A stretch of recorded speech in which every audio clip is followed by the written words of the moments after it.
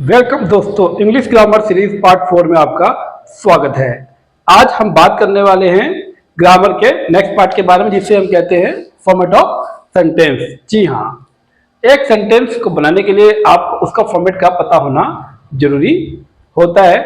देखो दोस्तों, हमने इससे पहले की जो वीडियो डिस्कस की थी उसमें मैंने आपको बताया था कि सबसे पहले हमें टेंस की पहचान करनी होती है, उसके बाद हमें उसमें सब्जेक्ट, ऑब्जेक्ट, वर्ब, प्लेस और टाइम को ढूंढना होता है। इसके बाद आप जाओगे सीधा फॉर्मेट ऑफ सेंटेंस में।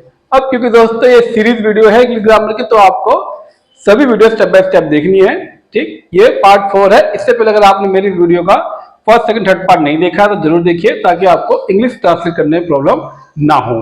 ठीक, चलिए बात करते हैं आज की वीडियो के बारे में। देखो, फॉर्मेट ऑफ सेंटेंस में सबसे पहला फॉर्मेट ऑफ सेंटेंस का मिलता है वो आपका होता है पॉजिटिव, इसके बाद दूसरा नेगेटिव, तीसरा इंटेरोगेटिव और चौथा आई प्लस एन।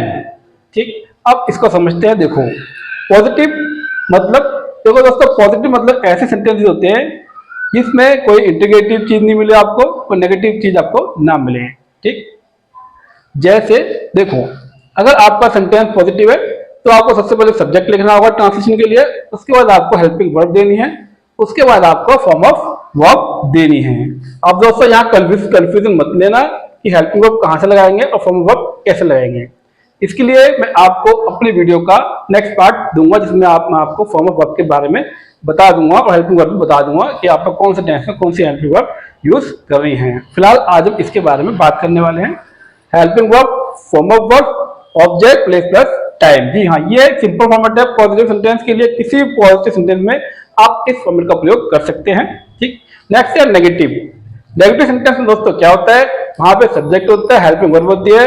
अब क्योंकि दोस्तों इस सेंटेंस का जो नेचर है वो नेगेटिव है, इसलिए आपको हेल्पिंग वर्ब के बाद ही नोट लगाना है। और दोस्तों याद रखो कि कैसा भी नेगेटिव सेंटेंस हो, कि अगर आपको नोट रखना है तो हमेशा हेल्पिंग वर्ब के बाद ही रखना होता है। ठीक, ये आपका नोट आ गया, फिर आपका फॉर्म ऑफ वर्ब आ जाएगा, इसके बाद ऑब्जेक्ट, प्लेस और टाइम आपका आ जाएगा। ठीक है दोस्तों, इसके बाद नेक्स्ट सेंटेंस आपका आता है इंटेरोगेटिव। इंटेरोगेटिव मतलब इस तरह की सेंटेंस दोस्तों जिसमें आपको क्या, हु, कब, कहां जैसे कोई शब्द दिए जाते हैं, वहां पे क्वेश्चन मार्क आपको देखने को मिलता है। ठीक है, तो इसमें आपको करना क्या है, सबसे पहले आपको WH वर्ड लगाना होगा, उसके बाद हेल्पिंग वर्ब लगानी होगी, सब्जेक्ट लगाना होगा, वर्ब लगाना होगा, plus object, place plus time यहाँ पे आपको लिखना होता है। अब ये WH दोस्तों क्या है, ये WH होता है आपका WH फैमिली के कुछ वर्ड होते हैं, जैसे वैम, हु, वेयर, व्हाट, व्हिच और whom।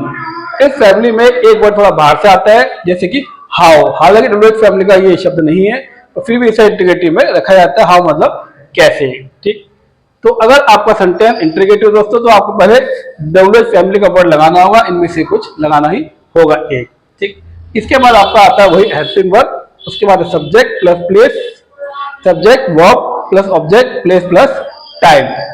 याद रखो दोस्तों, कभी भी आपका सेंटेंस इंटीग्रेटिव हो तो आपको सब्जेक्ट से पहले ही हेल्पिंग वर्ब देनी होती है। ठीक, वही यहाँ पे यूज किया गया है, इंटीग्रेटिव भी है। ठीक, देखो यहाँ एक सेंटेंस है जो कि आपका इंटीग्रेटिव भी और नेगेटिव भी है दोस्तों। यहाँ आपका सेंटेंस दोनों से मिलकर बनेगा, इंटीग्रेटिव प्लस नेगेटिव से। ठीक, देखो सबसे पहले WH को लगाना है आपको, उसके बाद हेल्पिंग वर्ब लगानी है, उसके बाद सब्जेक्ट लगाना है। और क्योंकि दोस्तों सेंटेंस आपका नेगेटिव है, इसलिए आपको नोट का प्रयोग सब्जेक्ट के बाद करना है, जैसे कि ऊपर मैंने आपको बताया था। इसके बाद आएगा फॉर्म ऑफ वर्ब आएगा, plus object, plus place plus time आपको लिखना है। बस ये 4 फॉर्मेट आपको किसी भी ग्रामर के सेंटेंस को लिखने के लिए याद कर लेने हैं। और दोस्तों ये जो फॉर्मेट है कुछ जगहों पे काम नहीं करते हैं, जैसे कि प्रेजेंट इंडेफिनिट पॉजिटिव टेंस में और पास्ट इंडेफिनिट पॉजिटिव टेंस में। दोस्तों इनका फॉर्मेट थोड़ा सा अलग होता है, इसको भी देख लेते हैं। इसमें आपको सब्जेक्ट लिखना है, प्लस वर्ब की फॉर्म देने की। और दोस्तों क्योंकि प्रेजेंट इंडेफिनिट पॉजिटिव है, हमेशा वर्ब की फर्स्ट फॉर्म आपको लगानी होगी। ठीक, प्लस में एस या ईएस आपको लगाना होगा, plus object, plus place plus time यहाँ पे लिखना है। और दोस्तों याद रखो, एस या ईएस आपको सभी जगह यूज नहीं करना है, ये केवल आपको तब लगाना जब आपका जो सब्जेक्ट होगा वो ही, शी, इट या कोई सिंगुलर नाउन होगा, तभी आपको ऐसे एस लगाना है, नहीं तो आपको वो भी नहीं लगाना है। फिर आपको डायरेक्ट सब्जेक्ट, वर्ब के फर्स्ट फॉर्म और ऑब्जेक्ट, प्लेस और टाइम को लिख देना है। ठीक, इसके बाद आपका नेक्स्ट आता है पास्ट इंडेफिनिट पॉजिटिव टेंस। जी हाँ, अगर आपका सेंटेंस पास्ट इंडेफिनिट पॉजिटिव है, वहां पर भी रूल लागू नहीं होने वाले।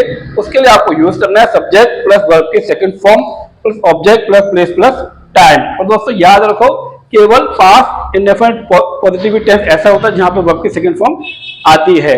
ठीक, तो दोस्तों ये कुछ टेंस के स्ट्रक्चर थे जो मैंने आपको बता दिए थे, पर इससे पहले आप मेरी पहले की वीडियो जरूर पढ़ लेना। टेंस की पहचान कैसे करते हैं, subject object verb place time कैसे ढूंढा जाता है, और फॉर्मेट ऑफ सेंटेंस मैंने आपको आज पढ़ा दिया है। इससे नेक्स्ट वीडियो में बात करने वाले दोस्तों हम लोग फॉर्म ऑफ वर्ब के बारे में, हेल्पिंग वर्ब के बारे में। फिर हम डायरेक्ट इंग्लिश ट्रांसलेशन पे चले आएंगे, फिर आपको टेंस की ज्यादा पढ़ने की जरूरत नहीं है। ठीक, चलो दोस्तों मिलते हैं नेक्स्ट वीडियो में, बाय।